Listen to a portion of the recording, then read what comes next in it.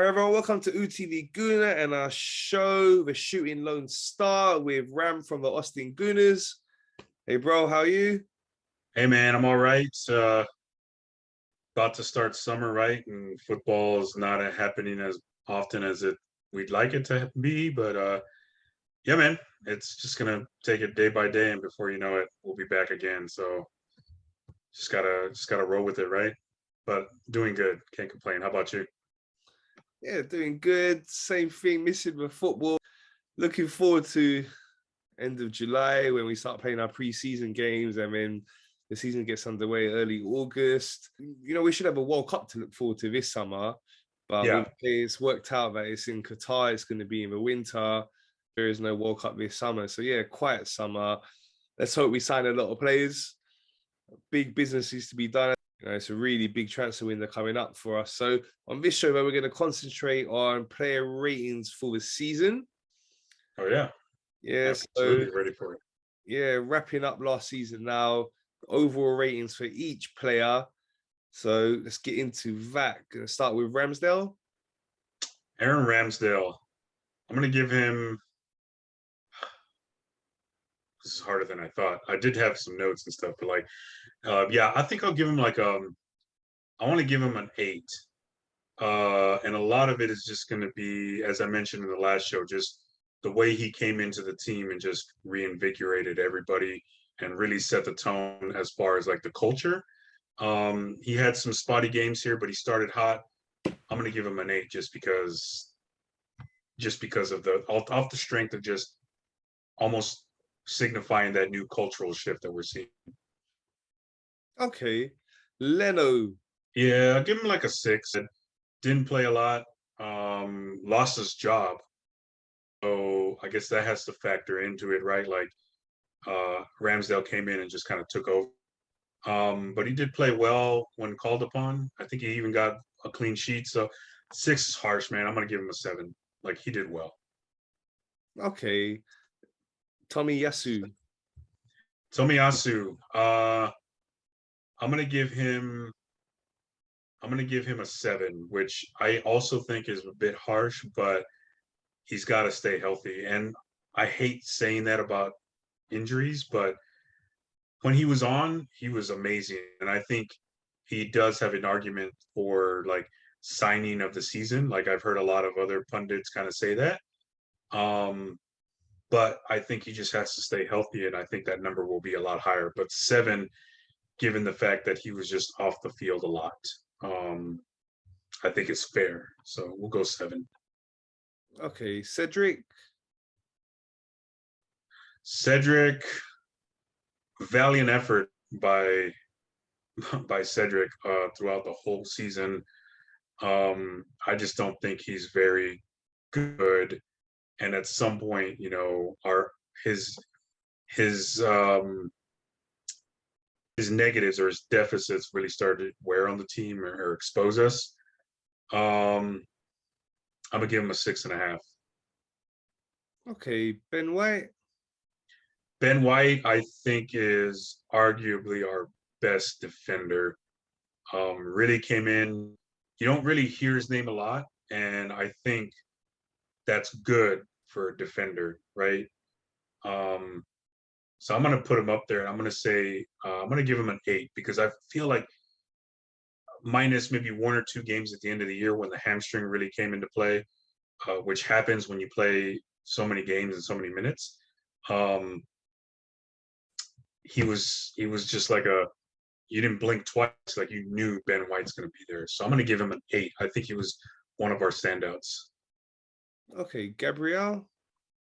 Gabriel, I'm going to give him an 8 as well. Another one who was, you know, certainly one of the guys who is a strong argument to be captain.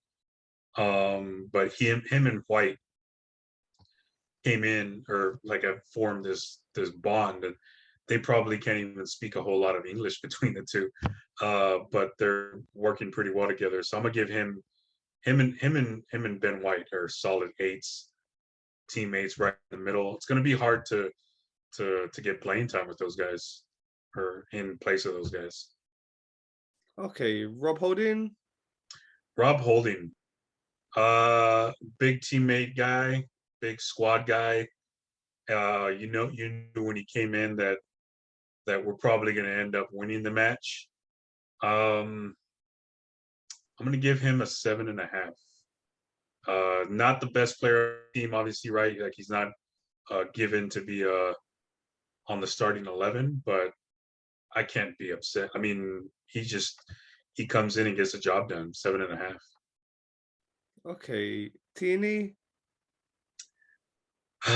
Kieran Tierney, man, that's another one kind of like Tomiyasu, right? Lost his job a little bit to Tavares, which was a little bit surprising, and then obviously the injury that knocked him out in the most crucial time.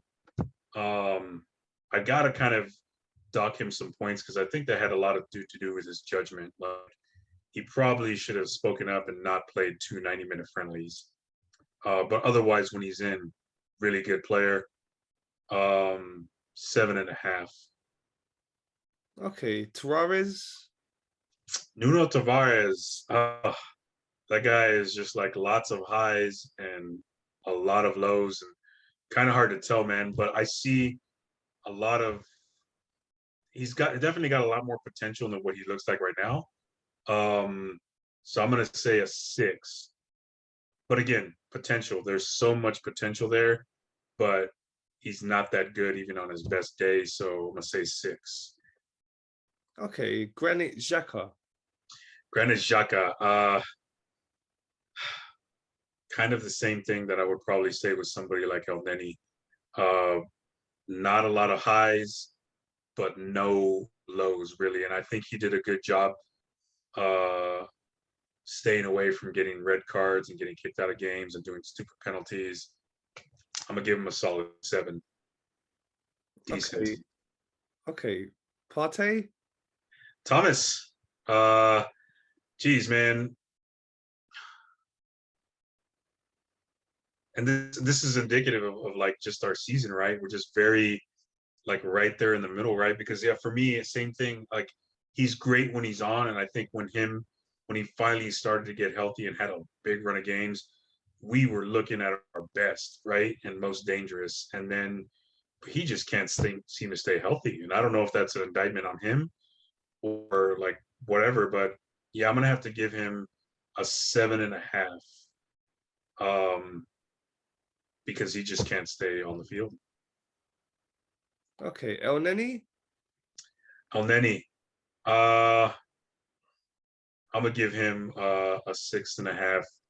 I think what hurt him was like toward the end of the season, when everybody just started to play bad and it just wasn't good overall. But he's another squad player like Rob Holding, who isn't gonna blow you away, but isn't gonna mess up.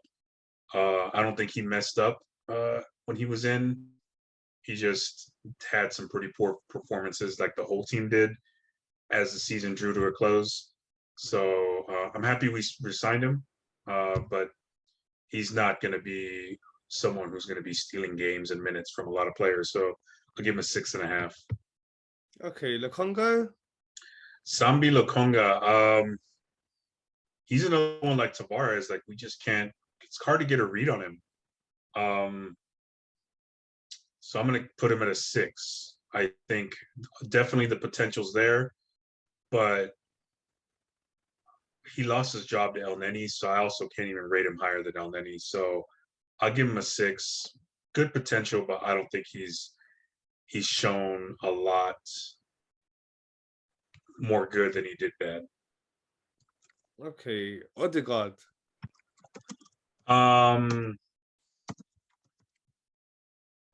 He's my MVP.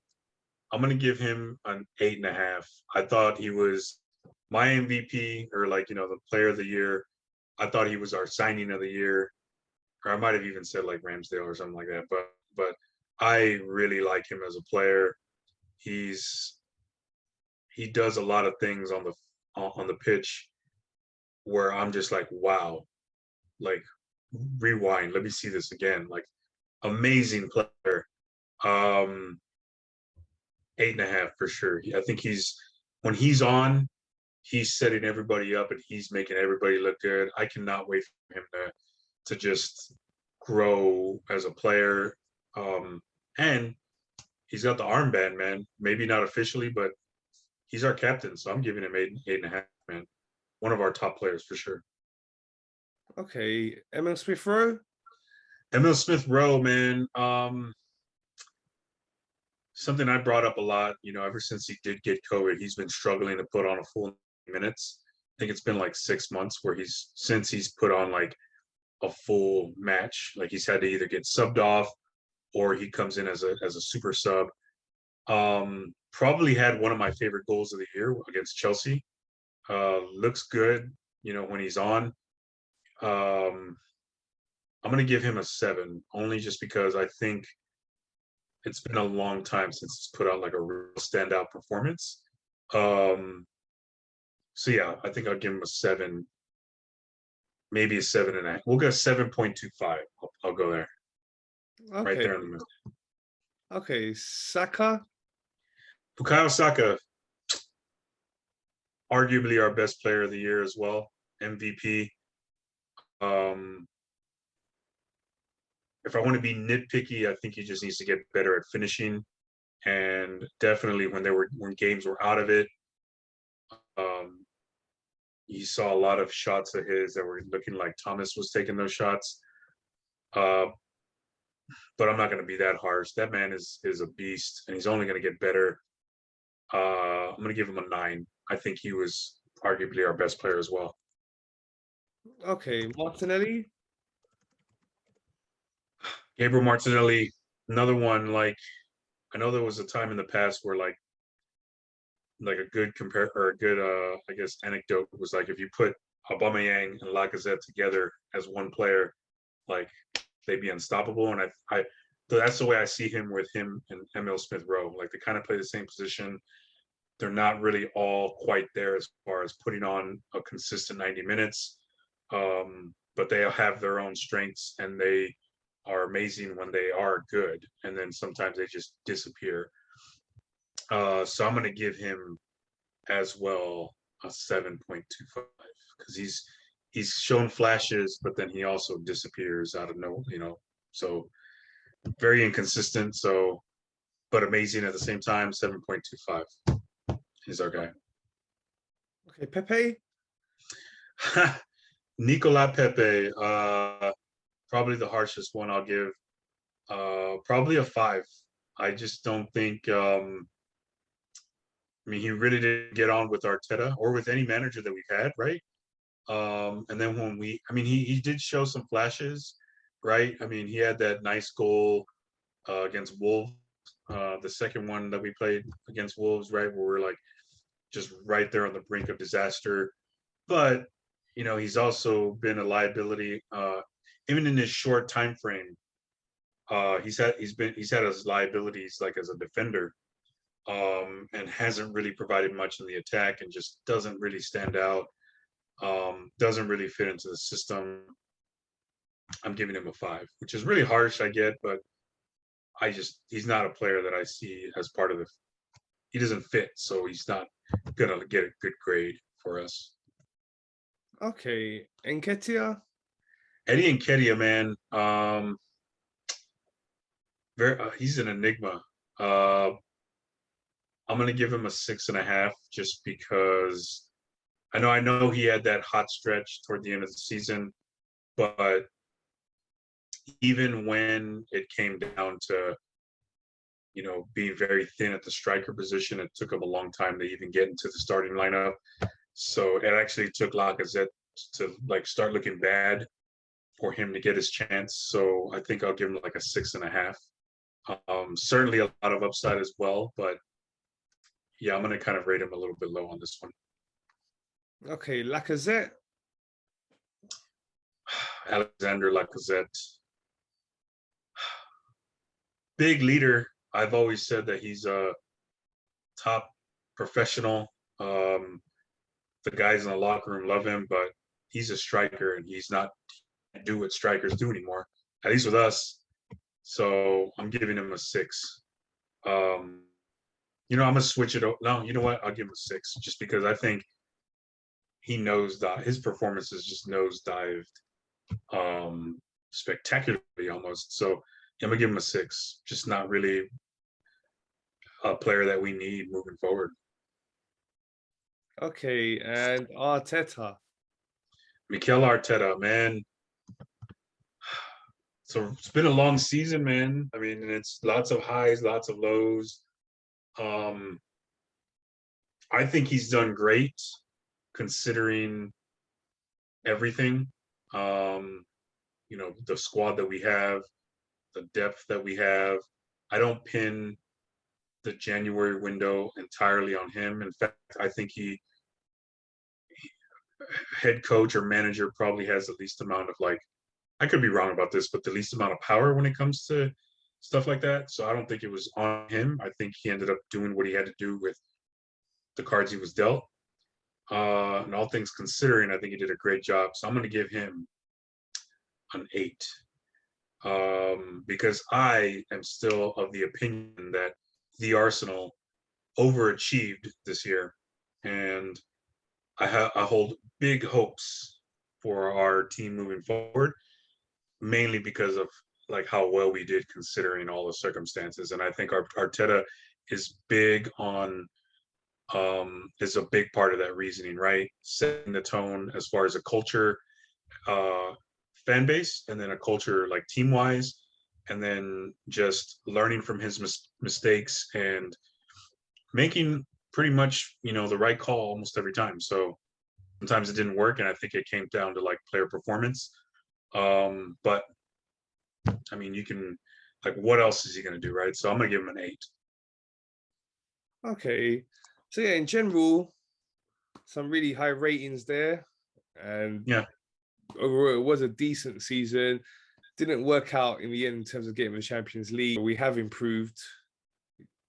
We're getting closer to where we want to be. And where we want to be is not just in the Champions League, but challenging to win titles, win the Premier League, win the Champions League. So it's a long road still. And as Arteta says, there's a process.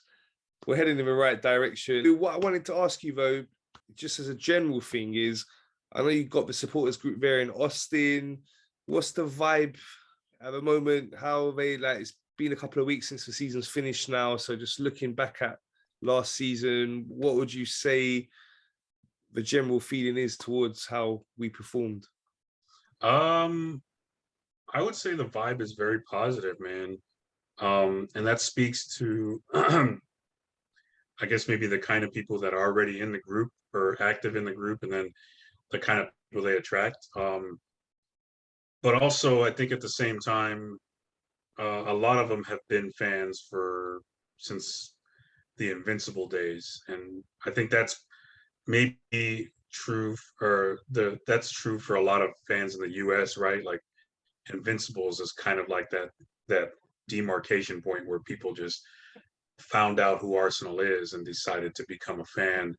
So a lot of them have seen the glory days and have really been connected to like the history and understand it, and have done a great job of like teaching me about it and bringing me along. So with all that being said, like just remembering those times and remembering how fun it was, and then going to like an era like the Unai Emery era, it's been positive. Like I say this myself, like for myself, like I haven't seen an Arsenal team like with this much excitement around them since I've started supporting. And it's only been a few years, right? But for a lot of them, it's even more amplified because they've seen the highs and they've seen the gradual like decline in performance and expectations, what have you. And so now they're kind of seeing them rise up again. And so like there's excitement building again. And you can only think about, the results sucked, but like the match against Spurs, it was on a Thursday, but you would have sworn it was at 9 a.m. on a Saturday. It was the bar, 2 levels were just packed with people. I called off of work. It was so many people and it was packed, and like there was nowhere to sit, and people were excited, obviously. And like I said, the results sucked, but people were still like at the end, we were still like, oh, this sucks, yada yada, but we're still like, all right, when's the next match? Like, all right, Newcastle, let's go. And even then, even like the Everton match as the season was over, a lot of people were there. We knew like we didn't really have much to play for, but everybody was going there just because they wanted to be around, you know, around the homies, man, and at the pub and just reminiscing on everything that we went through and just cheering on the boys like we always do. So there's excitement, and especially that now again the team is coming to America. July 20th is their first match against Orlando City in the MLS. I don't know if any of our guys are going. Maybe they are, but there is excitement, right? And yeah, man, I just think we're ready for it to get going, man. I mean, we're even talking like we're always in the group text, like, man, what? There's no matches anymore. Like, what do we do? And we were talking about today's match, the Ukraine versus Scotland. So we were excited for that, and we're not really like we don't really have a dog in that fight, but like we're just kind of ready to get it going again. Just because, yeah, like I said, the team looks great, the vibe is great, and now we're hearing that that the front office and those guys are going to actually spend some money. So we want to see it materialize because we want to continue seeing the success. And so the vibe is good, bro. Short answer. We're ready. Okay, good stuff. Exciting times. The great thing is that we've got a really good young team, so the future is looking bright. And as I keep saying, I will be saying for a long time now, it's a big, big summer transfer window. 100%. Let's hope we can get it right. I've been speaking to some of my friends who support other teams, and we're all hearing that there's a lot of money available for all the teams. We're hearing we got 200 million or 180 or something around them lines. Hearing similar stories at Tottenham, Man United, Man City already. We know they got unlimited money, but we already spent 60 million. Expect Liverpool to spend in the transfer window as well. Chelsea, new owners. So everyone's going to have a lot of money. It's going to come down to who spends it the best. Who spends it most wisely. It's going to be really important. Our scouts, Edu, Arteta do a great job with that. So I'm not going to talk too much about the summer transfer window now.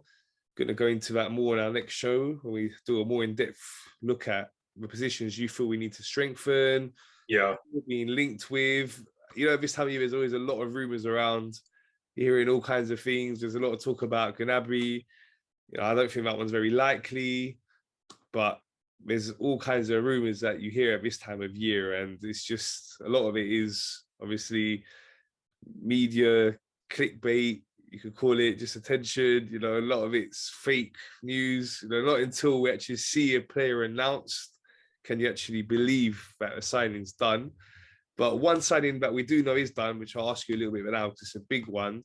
And I think it's really going to strengthen Manchester City for next season. They announced a couple of weeks back that they got Haaland.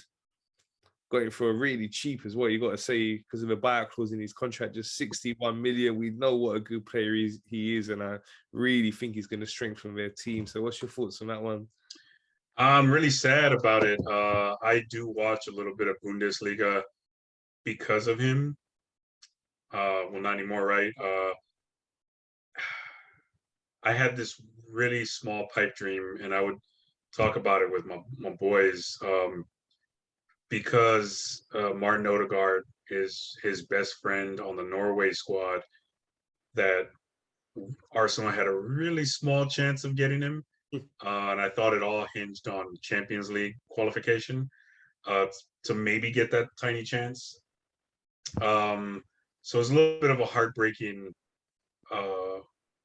moment when I found out that he was going to sign with City, because I think he's going to be really good. I don't know how good he's going to be. I think again, I don't watch a ton of Bundesliga, and I really only watch him, and I'm still trying to learn like how styles differ or whatever. But Dortmund doesn't necessarily play the same kind of way that City plays. So I'm wondering how good he's going to adjust. I mean, we saw with someone like Jack Grealish, who's like real creative, who looked real good with who was it, West Ham or Villa? I can't remember.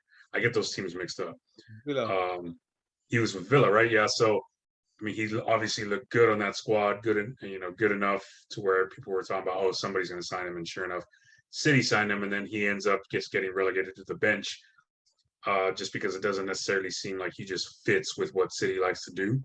So I'm kind of wondering how successful it's going to be with Holland, because not to say he's kind of like the same kind of player as Grealish, but he is sort of he's a striker, and like he's a pure striker, and City doesn't necessarily do it like that.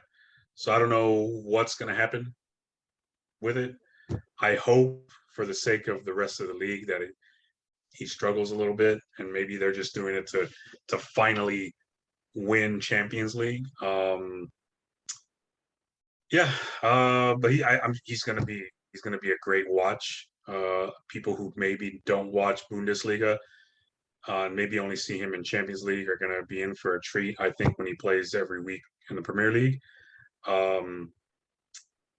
Yeah, so I'm equal parts sad that he didn't come to Arsenal, but yeah, he's gonna be good, and it sucks that he's gonna be good for City. So whatever. I hope he just doesn't score against us, and maybe struggles a little bit enough to where City doesn't win the league next year.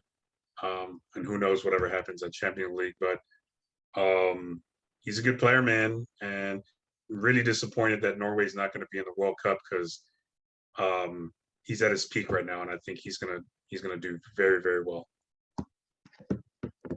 For me, I think he's going to be a great addition. As I was saying, from Yeah. what I've seen of him, he just has everything to his game. You know, powerful player, but he's got that presence, he's got speed, great finisher. And I've not seen that much, but whenever I've seen him play, he's always played really well. So I think that's what City have been missing a lot this season.